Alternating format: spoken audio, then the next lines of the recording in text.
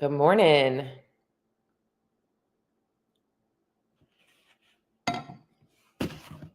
See if this is going to work. All right. Good morning. Welcome back to Fit Body Secrets, where my mission is to bring you guys some inspiration, some motivation, some tips and tricks to help y'all on your fitness, your health, and your fat loss journey. Good morning, Missy. Oh man, Missy's on. I'm feeling a little bit shy right now. Missy, one of my very, very first CrossFit coaches, one of the first women to believe in me, and well, what started the whole journey that 15 years later has got me still doing CrossFit despite my body feeling like some days it wants to be broken. Oh man. Good morning, guys. How is everybody today? I am just taking a look. Did someone say sugar? Good morning, Judy. Jody. Not Judy Reed. We have Jody Lynn on today. Jody, did you know that my middle name is also Lynn? We are talking sugar today. I have a lot of thoughts about sugar in my own personal story that I want to talk about. But really what prompted this for me was a recent post from CrossFit regarding sugar. And there's a ton of fear mongering out there about sugar. In fact, I used to be somebody that demonized sugar myself. I literally was believing that it was making me sick and fat and unhealthy and all this stuff. And today I want to talk about what really matters when it comes to sugar intake so that you guys can make the right nutrition changes to your own plan and see that maybe sugar can be a part of that. And I'm going to just bop my cat. Get off. I got my stick today. He's not going to get beat with the stick. I'm not beating my cat with a stick. So if you're thinking I'm going to beat my cat, I'm just going to poke him because whenever I'm doing my podcast, he likes to rub up all on my computer screen. It gets on my nerves. So we are going to be talking about sugar today. So if you guys have questions about sugar, any myths, misconceptions, or anything that you guys want to hear more about as I'm talking about it, please make sure that you put them in the show notes or in the comments, I should say. Not in the show notes. I do that. This way I can take a look back and I'll be able to give you guys some feedback and hopefully answer your questions. And I'm not going to say I always have the answer to the question, but I might have the answer to the question. If I don't have the answer to the question, I will make sure I get the answer to the question for you. So let's talk a little bit about sugar. All right. So most of you guys have heard a lot about sugar being bad. Like all we know is like people are like, just don't eat it. Like it's just bad, right? Well, why is it bad? There's a lot of misconceptions about what sugar actually does. The first one that you're going to hear a lot of as I'm sipping on my coffee with a sugar-free substitute in it, is that sugar is addictive. People are like, sugar is just as addicting as cocaine. Like, oh my God, you're a sugar addict. Well, first and foremost, let's just not even try and compare sugar to drugs because you don't see anybody breaking into people's homes and, stealing money and stealing stuff to get a hold of a 6-pack of sugar, right? Like that's not what's going on. All right. So recognize that sugar should not ever be used in the same context as any kind of drug or alcohol abuse. However, there are some differences into the way people use high sugar foods, but I would like to consider looking not just at the sugar, it's the palatability of those foods and the other ingredients in them. So some people do have an emotional reliance to those types of foods for comfort, not because it's a drug need. It's not like, I got to get my sugar fix. It's normally like a comfort thing or a stress thing that people reach. That real food addiction is rare, but there is a possibility of it. It's mostly behavioral. We've been gravitating towards sugary foods in a situation of stress, or we're looking for comfort, or we're looking for joy, or whatever it is we're looking for. We reach for these foods. And we're going to talk more about that because it's not specific to the sugar itself. Okay, so that's one thing. The other thing that you're going to hear about is that sugar is the cause of diabetes. I hear this all the time. You should avoid sugar if you don't want to get diabetes. Well, the reality is acute doses of sugar does not cause diabetes. However, long-term energy surplus that causes you to put on excess body fat will make you be more insulin resistant, which makes it harder for you to build muscle and burn through energy. So eating too much sugar can contribute indirectly to getting you eating more calories, which will increase your body fat stores. So it's not the sugar itself that is causing diabetes. I want to really make that clear, right? The next thing you might hear you should avoid fruit. Oh my gosh. I have to tell you a funny tangent on this. I had a client telling me that she was craving sweets, and she's like, and please don't tell me to eat fruit because I don't want fruit when I'm craving sweets. And I'm like, don't worry. I'm not the coach who's going to tell you to eat fruit when you're craving sweets. I'm going to tell you to eat the sweet. Okay. But also, fruit is being demonized. I have people that are afraid of, we won't even go down the rabbit hole, people that are afraid of eating vegetables right now, but there's people that are afraid of eating fruit because they're afraid of the sugar in fruit. Okay. Fruit is packed with water, fiber, and other vitamins and minerals that are going to help your body perform better and get leaner and be healthier. Okay. It's not the sugar in the fruit that's bad. Fruit itself is not bad. Okay. Overconsumption of calories is the main thing that I want you to hear as the contributor to your health problems. And the overcontribution of calories leads to excess body fat. Okay. Another myth you're going to hear is that, I get this all the time. You know, I did this sugar detox, or I cut out sugar and I lost weight. Okay. When you cut out sugar from your diet, you also cut out a large source of calories from your diet. So if you are someone that's eating a lot of cookies and candy and sweets and things that have sugar in it, you are likely cutting out all of those foods that are high in calories and easy for you to overconsume. So yes, by reducing sugar, you might have reduced your calories, but it wasn't the sugar that was the problem. Okay. So all of this to say that the main thing that you need to understand is that sugar in itself, in isolation, is not an issue. It's what we use sugar for. Okay. Sugar is meant to be a flavor enhancer. Nobody is sitting in their pantry with a spoon in the jar of sugar, just shoveling sugar into their mouth, right? No. It's being added to butter and flour and other ingredients to make these confections that taste amazing. And a little bit of them have a lot of calories in it. Those calories are hard to eat. It's easy to overconsume because you have a little bit and you want some more. The portions are very small for the dose of calories. And I like to think of it this way. When we didn't think, if you didn't look at a food from the calorie perspective of it, the calorie density of it, let's just say you're looking at 2 Oreos, okay? Those are like 2 little, maybe, what do you want to call them? I guess, I don't know, call it like, remember the old half dollars, right? When you used to collect money, like the half dollars. Imagine like 4 or 5 of those stacked times 2, right?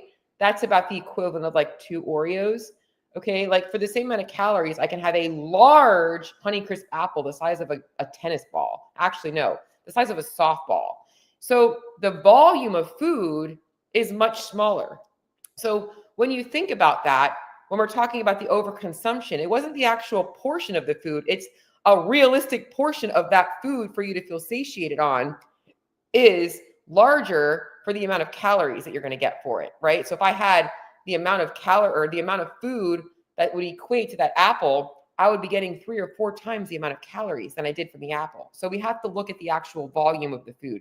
That's what matters most. Okay. So sugar in itself isn't the problem. It's honestly, it's being used to it's added to hyper palatable foods, and those foods become very easy for you to overconsume. Now, I'm not telling you guys that you should just be eating sugar all the time, right? And I'm not saying that people telling you to avoid sugar is necessarily bad advice. I just want you guys to understand what matters most, because you might be somebody who thinks every time you decide to have a couple of cookies that you've just sabotaged your diet. And now because you've had a couple of cookies, you're like, oh crap, I guess I'm going to get back on track on Monday.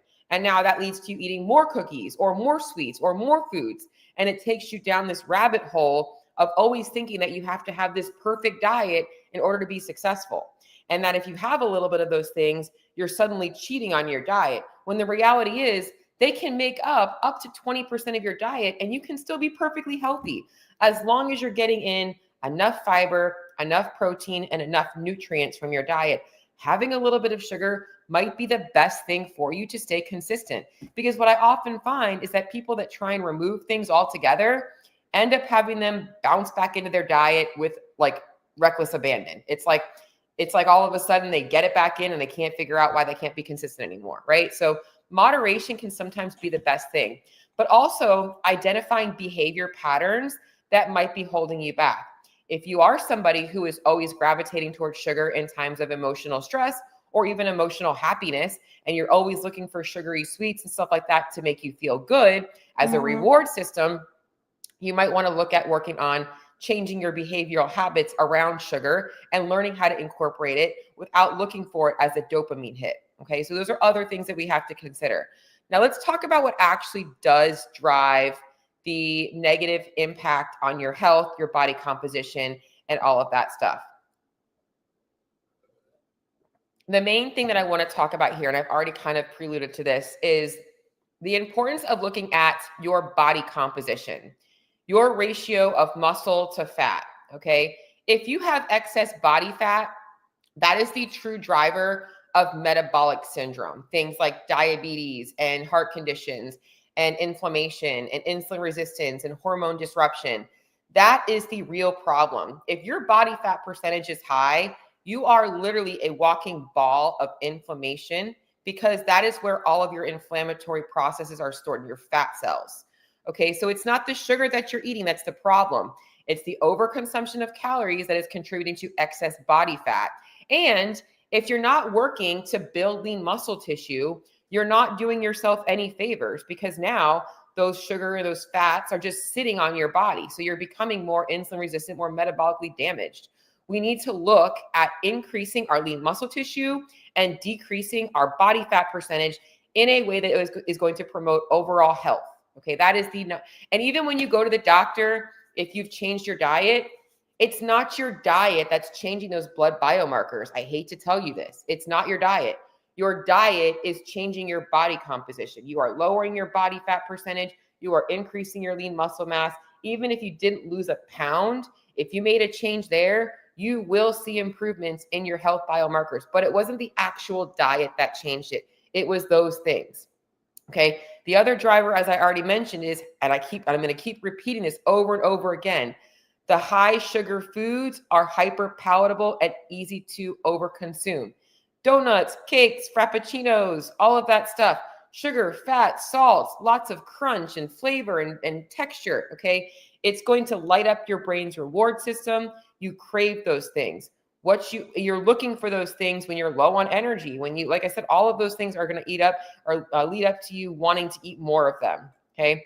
It's not just sugar. It's the sugar plus all of those things and what you're lacking in your diet. Are you getting enough protein? Are you getting enough fiber? Are you getting enough nutrient dense foods and limiting your overall calorie intake? Those are the big drivers here. So high sugar foods tend to be hyper palatable, very easy to overconsume.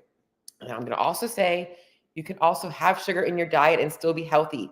A lot of athletes in particular use sugar during their training to keep their energy levels up. Sugar can be a good thing if you can become more sensitive and for your body to utilize it. This is what we want. What's more important is looking at your overall diet, your activity level, and your body composition. Keep reharping that, okay? That's the main thing. Now, the next thing that I want to kind of touch on here, but before I go into that, I just want to kind of pop over to see if I have any questions or anything like that. I'm weak and I put sugar in my coffee, but strong enough is not enough. So having a little bit of sugar in your coffee is totally fine. I personally prefer not to get sugar in my coffee because I'd rather save those calories to be able to eat more food. I personally use a sugar-free substitute. In fact, I do like sweet drinks. So I do drink diet sodas, which is going to be the next thing that I'm going to talk about, because sometimes replacing sugar with those things can be helpful. So actually, as I'm saying this, let's go ahead and go into that next phase here that I was going to talk about, which is non-nutritive sweeteners. The other thing that this post that I mentioned talked about is the negative impact of non-nutritive sweeteners on our diet, which is a bunch of garbage because there are no peer-reviewed studies that have enough control in the environment of the individuals to actually say that the sugar substitutes are what's causing the actual issue, okay? So what I'm talking about here is, let's just say you're like, I'm trying to cut out sugar. So rather than putting sugar in my coffee, I'm going to switch to some kind of a sugar-free sweetener. I love my skinny syrups. They go in my coffee every morning. Right now, I've got the salted peanut butter one, which I think I told you guys I love right now, and I'm almost out of it. But these can be healthy swaps. If you are somebody that is trying to reduce your calorie intake, and you know you're relying on sugar in your coffee, and you drink sweetened beverages, and you're using sugar on your oatmeal and all this stuff, think about how many calories you can save by just swapping out those calories for a non-nutritive sweetener. It has been shown that these things can actually help improve weight loss, but not because the sugar substitutes cause weight loss, because they help the person reduce calories in their diet while keeping them enjoying their diet. So it becomes more sustainable. If you're somebody that normally grabs a Red Bull on your way to work, switching to a sugar-free saves you about 200 calories, right? That's where people have to realize that sugar-free substitutes can actually be a healthy thing in your diet. There's a lot of fear mongering about it, but about like what it does to your, so the first one you hear about, it's destroying your gut health. Okay. This is mostly done in animal studies and not real world intake. They're giving these animals massive amounts of these substitutes in isolation and concentration. That's not what you're getting in your diet. You're getting a very, very, very small dose, because sugar-free substitutes or non-nutritive sweeteners are often 5 to 10 times as sweet as the actual thing. In fact, it's why if you've ever switched from a real sugar to a non-sugar or a non-nutritive sweetener, you might be like, whoa, that's really sweet, because it is much sweeter than sugar. A little bit goes a long way. Another one is you'll hear about how, well, if you eat these sugar substitutes, it's going to make you crave sweeter things. This is also a myth. Okay. I've been drinking sugar-free sweeteners in my coffee and doing it in my oatmeal for years and years and years. And having these things doesn't mean, oh my God, now I want to have a cookie. I've never thought that. I've never thought, no, I might say I want a cookie, but it's not because of this that I want it. These are great ways for me, like when I'm craving something sweet, to be like, oh, I'm going to have that instead. You know what I'm saying? So it's not that, and that's another thing that you hear about. And this is the problem with a lot of these studies.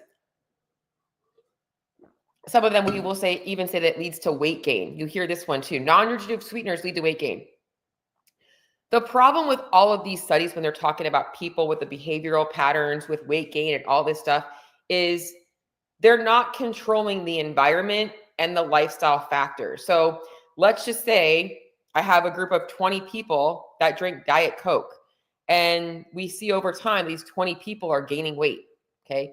Maybe these 20 people that are drinking Diet Coke are also going through the drive-thru at Burger King and ordering a Whopper with cheese and a king-size fry and a Diet Coke every day.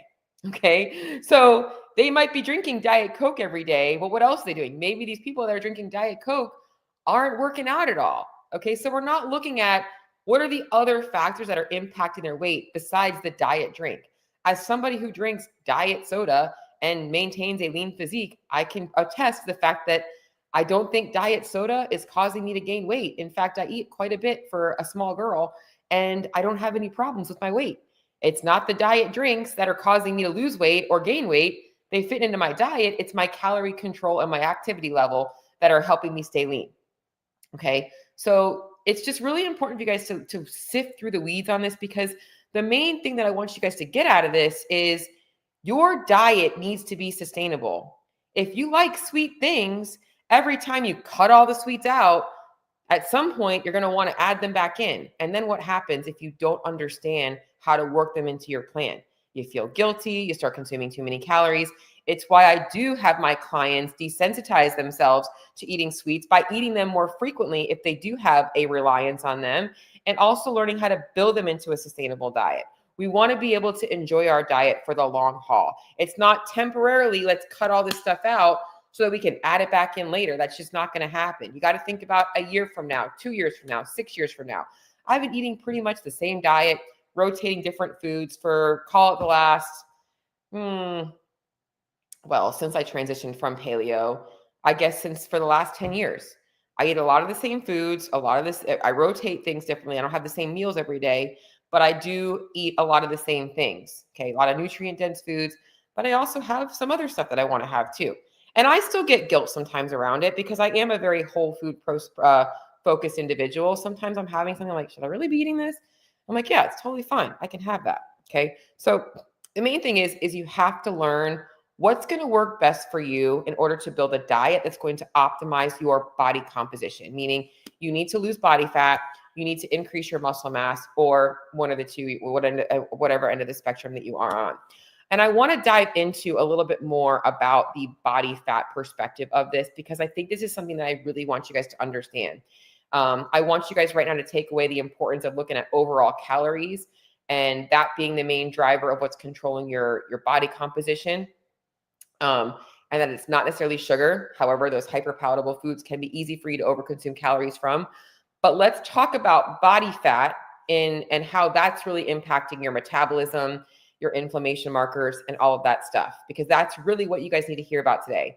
Rather than fear mongering you about sugar, I want to fear monger you about the importance of optimizing your body composition, because that is what is the biggest driver of your health. Now, obviously, being too lean can lead to its own issues. So if you're somebody that's already walking around at 15% body fat, this likely does not apply to you, okay? So if you are somebody who is in that realm, you might actually need to just hear that it's okay to eat sugar and that it's not going to kill you. But let's talk about optimizing body fat percentage and why this is the most important thing for your health, okay? Excess body fat, especially the visceral fat, which is what's around your vital organs, is very metabolically active, okay? This is what causes so much of your problems. It releases a lot of hormones and inflammatory cytokines that disrupt your normal metabolic function. When you have extra visceral fat and excess body fat, your metabolism is not functioning the way that it needs to be. This can lead to insulin resistance. It's not sugar, it's not the flour, it's not the carbs, it's having too much body fat and not enough muscle mass. When you have too much body fat, your cells become less responsive to insulin. Your blood sugar stays elevated longer in your bloodstream because your body is not turning it over quick enough. And your body produces more insulin to compensate. This is what sets the stage for things like diabetes, okay? So it's not the sugar and the food. It's you getting too many calories and not enough nutrients in your diet and not enough training in your diet or in your life. Okay, I'm like really emphasizing this right now because this is what matters. This impairs your metabolic flexibility. We all want to be metabolically flexible. A lot of people are like, oh, I want to be burning more fat. Well, you really want to be burning more body fat, but we need to be able to have our switch between burning from carbs to fat efficiently if we want to be healthy. Your body should be able to burn both, okay? Excess body fat and sugar tolerance. Let's talk a little bit about this. Your body composition and metabolic health are going to dictate how well your body tolerates sugar. Okay, so if you have excess body fat and not enough muscle tissue, you are not going to process sugar as well as a leaner individual. Less active people with good lean active people that have good insulin sensitivity can handle sugar much better. This is why athletes often need sugar in their training if they're doing longer sessions or more intense sessions. If you're a more sedentary individual, that's not the case. If you're dealing with insulin resistance or you have a lot of excess body fat, that might not be the right time for you to be incorporating more sugar into your food or into your training, or into your diet. And I'm saying this to you because if you're somebody that does CrossFit, a lot of CrossFitters that are trying to lose body fat are like eating sugar before they go to work out. And while I do want you being fueled for your workout, I don't want anybody going to the workout and bonking. You actually want to work on making your body more insulin sensitive. So you might want to be making sure that you're not getting those quick surges of sugar every single day. And more so, looking at ways that are going to improve your insulin sensitivity, which actually happens, believe it or not, outside of your workout. So just moving more throughout your day, getting more steps in is going to make you more insulin sensitive. It's really important to also understand, as I'm kind of tacking onto this, is that the same foods are going to have a different impact on your body depending on your muscle mass, your physical activity, and your overall metabolic health. So I'm saying this because you need to be working on an individual plan for you and getting out of this comparison game of looking at what other people are doing. Every single person is very different. In fact, I know this because I work with people of different populations, and I can have two women, very similar body type, looking to do the same thing.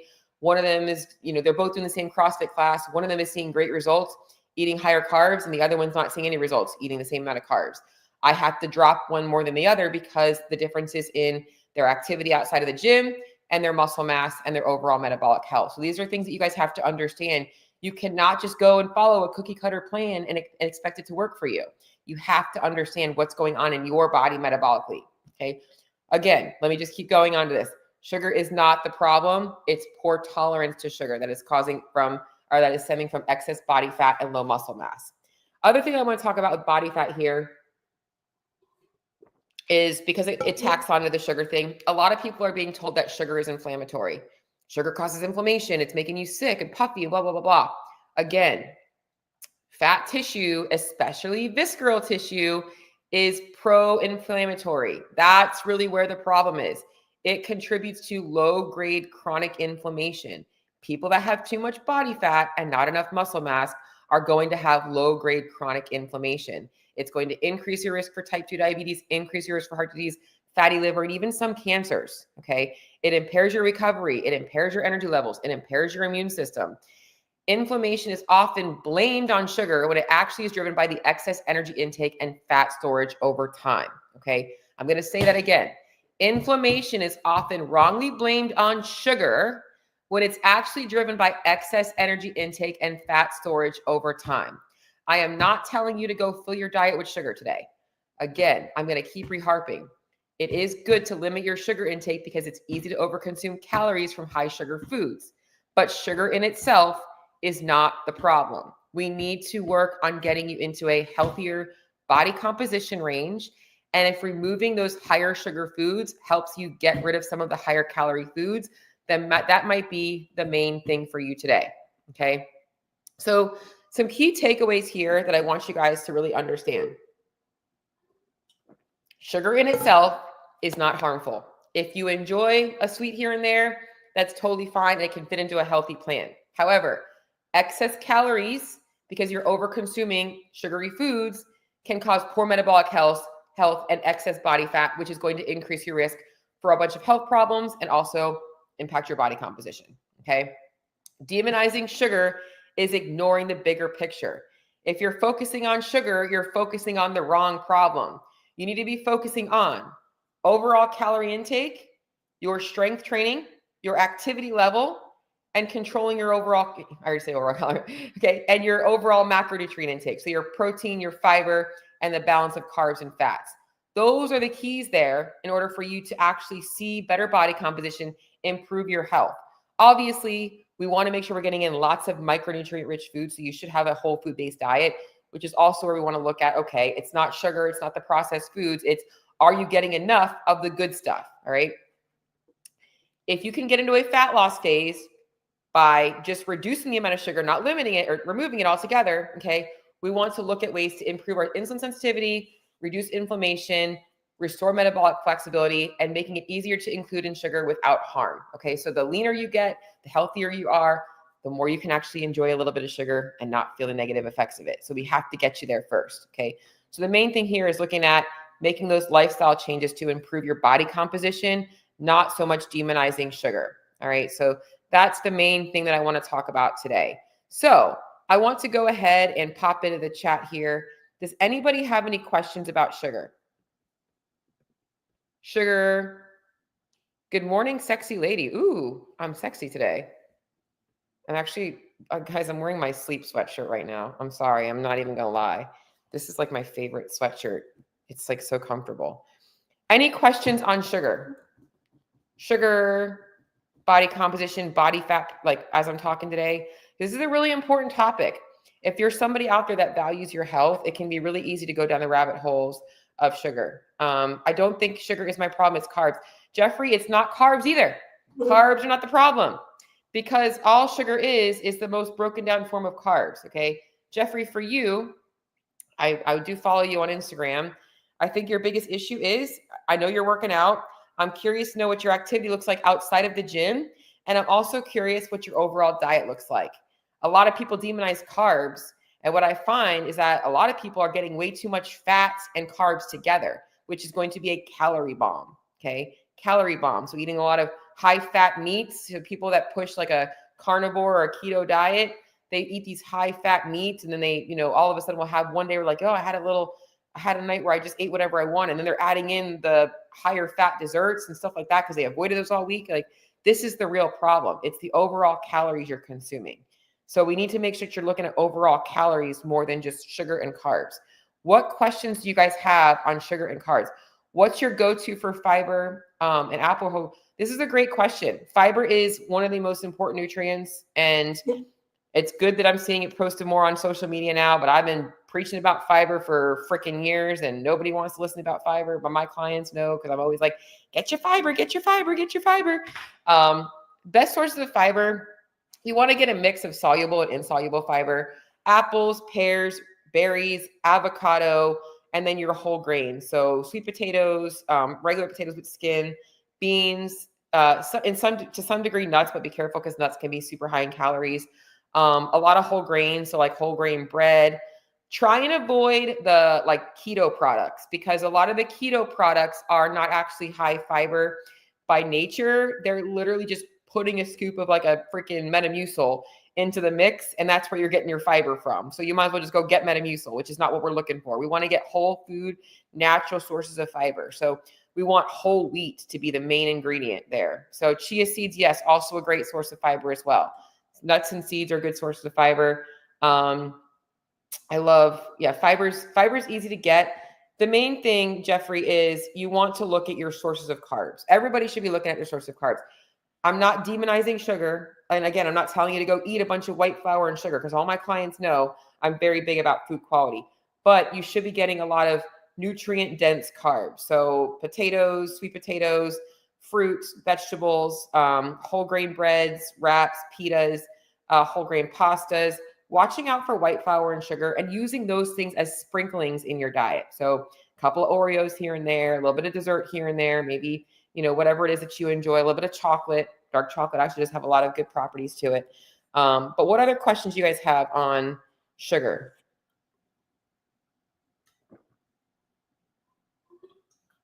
As I'm drinking what about sugar substitutes? Anybody have any questions about sugar substitutes? Because I like to talk a lot about that as well. I think that they can be a great way for you guys that do struggle with like cravings in between your meals. And obviously you like your sweetened coffee. It does take I shouldn't say it takes an adaptation because I wouldn't really know that. My diet, honestly, the way my diet has changed over the years. When I first started my fitness journey and my fat loss journey, I was 19 years old. And I kind of I didn't drink coffee at the time. And I removed soda from my diet. I didn't drink soda. I did drink like the vitamin zeros and all that kinds of stuff. So I've always had them to a lesser degree in my diet. But I stopped eating a lot of sugar in my diet. So I wouldn't really know the way everybody's going to, I think, different. If you drink a lot of sugar and then you switch to a sugar-free, you'll probably notice a difference. But I can't tell you because I don't eat sugar that I don't feel like I miss it. I thought sugar substitutes weren't healthy. Okay, sugar substitutes are not unhealthy. I kind of already mentioned this. Sugar substitutes are fine. They're totally safe for consumption. The amounts of them that we use in our diets is not anything that's going to lead to any negative impact on your body. There is a lot more things that you are exposed to on a daily basis that are going to cause more harm to your body than a little bit of sugar-free sweetener in your coffee. So in terms of one substitute being better than the other, I think this is a case-by-case basis. I will say probably one of the better quality sugar substitutes is probably going to be monk fruit sweetener because it does have some health properties to it as well, and has actually been shown to improve gut health. But again, even those studies can be hard to actually see what actually caused the improvements in gut health. Was it situational to the person improving their diet along with adding that monk fruit sweetener in? But just something to think about. Yes, exactly. Jeffrey said 100% right. So a lot of people have a lot of fear around sugar substitutes because they've done a lot of studies on like rats. But again, they literally concentrated these rats with so much of these sweeteners. Like it would be the equivalent of you having, I think it was like 60 diet sodas a day. Like that much. It's a lot of sugar-free sweetener and nobody's pumping in that much. It's like saying microwaving your food is going to cause cancer, but like the dose response really matters, right? So like barbecuing your food can cause cancer, but I mean, I'll be honest, those things are actually more carcinogen. Like barbecuing your food, believe it or not, it's probably more damaging to your health than your sugar-free sweetener, believe it or not. And that has been proven, but because of the charring on your meat, that actually can be it, but I love barbecue food. So I'm not going to tell you to cut out barbecue food. What about any other questions or anything on this topic? And Jeffrey, if you need some help with anything, dude, just reach out to me. That's what I do. This is what I do. And Jody, I've already been trying to get you to come work with me. So I did actually just post up, guys. You guys have an option right now. I don't really do a lot of sales. I just don't typically put things on sale, but I have some new coaches on my team and we're growing, and I've had some really exciting things going on with us, and we are going to do a little special. So anybody that wants to sign up for coaching before the beginning of July, you guys are getting, I think I put $300 off. It's $50 off a month for a 6-month package. So we can get you set up, get you started, and I have a couple of different options based on what you need. So not a plug for coaching, but if this is kind of sparking you as like, all right, I need to make some dietary changes, we would love to obviously be able to help you out. So just reach out to me via Instagram, DM, whatnot. I try and keep things pretty conversational. But all right, any other questions or anything, guys? I don't really have anything to add. Hopefully this episode was helpful. Jody, the main thing is like, I'm going to tell you this, Jody, and I'm talking to somebody specifically right now on my podcast, because I know, and this is for anybody. It doesn't have to be just you. If you guys have ever considered hiring a nutrition professional and it feels scary and you feel like you're not ready and you're worried about letting yourself down and you're worried about what if it doesn't work, those are all normal feelings. Everybody is insecure when they first start. Like that's a normal thing. You just have to be willing and ready to say, okay, I'm going to take my time. I'm going to learn what I need to learn, and I'm going to take it one step at a time. I am not the kind of coach, and we are not the kind of team that tells people what to do in an unmanageable way. This is not about us telling you that you have to completely overhaul your life.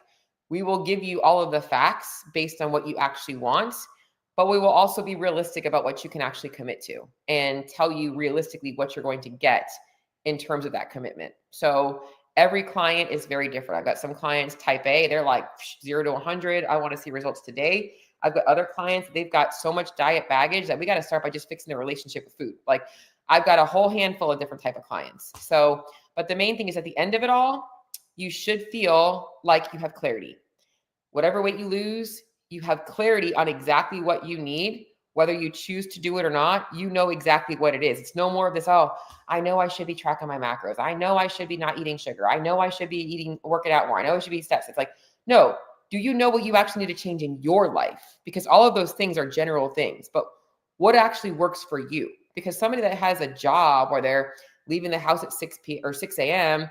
and they're not done until 6 p.m. and then they're trying to go to the gym, it's probably going to have a hard time getting their steps in long term, right? Like that might not be the right case for you. We might need a different approach. So we have to look at other things. Everybody's lifestyle is very different. So it's learning what works best for you. So I didn't actually put any kind of a action in terms of if you guys wanted to sign up for coaching, but I will just drop the link to the app if you guys are interested here, since I wasn't planning on talking about this, but since I already brought it up, I will put it on in the comments for you guys if anybody is interested in learning more about it. So let me just go ahead and pop it in there for you. High fructose corn syrup is more. Okay. High fructose corn syrup, a great thing. Okay. So again, it's not the high fructose corn syrup that is the problem. And this, I could go down the rabbit hole of seed oils and all that stuff too right now. We'll save that one for another episode. But again, what is high fructose corn syrup often being put in? People aren't just sucking on high fructose corn syrup popsicles, right? Like it's added to different types of foods, like granola bars and candy bars and sweets and stuff like that have high calories. So that's really where people are running into the problem. And those foods are easily accessible. Okay. I put that form in there. Any other questions? You're welcome, Turtle the Tank. I like that name. I hope that you take this and like you run with it. I hope that you truly take whatever I said today. And if anybody can take away anything from today, because I know I went off on a lot, I talked about a lot of stuff. It's sugar is not the enemy. However, hyperpalatable foods are often high in sugar. And those foods often lead to an overconsumption of calories. And the overconsumption of calories leads to higher body fat percentage. So you can see it's kind of a domino effect. So you do want to make sure that you're paying attention to the amount of sugar that you're consuming, but not from the sugar perspective, from the overall calorie perspective. If you're eating a lot of sugary foods and you're not getting enough nutrients, that's usually the problem. If you truly want to fix your metabolic health, if you truly want to improve your body composition, that will fix your metabolic health. And if you want to do that, you have to control your calories. You have to be getting enough protein. You have to be getting enough fiber, and you have to be getting enough micronutrients to make sure that your body is optimized. Okay. All of those things matter. It is okay to include a little bit of sweets in your diet and still be healthy. And honestly, the fitter you are, the more sweets you can get away with, plain and simple, because you're going to be more metabolically sensitive. Hopefully that like summed it all up for everybody that's been like watching or coming on late. But all right, guys, well, I'm going to head off. If you guys have any more questions about sugar, any more questions about the offer that I put out there for you guys, again, like I said, I don't really run specials very often, but I'm really excited for our little team. I have a performance-based coach. I have a coach that works primarily with moms postpartum. I have a couple of mindset coaches. And then there's obviously me, the person that just works with anybody. I love to work with everybody. All right. Well, if anybody needs anything else, y'all know where to find me. I will talk to you guys all on the next episode. Maybe we'll talk about seed oils.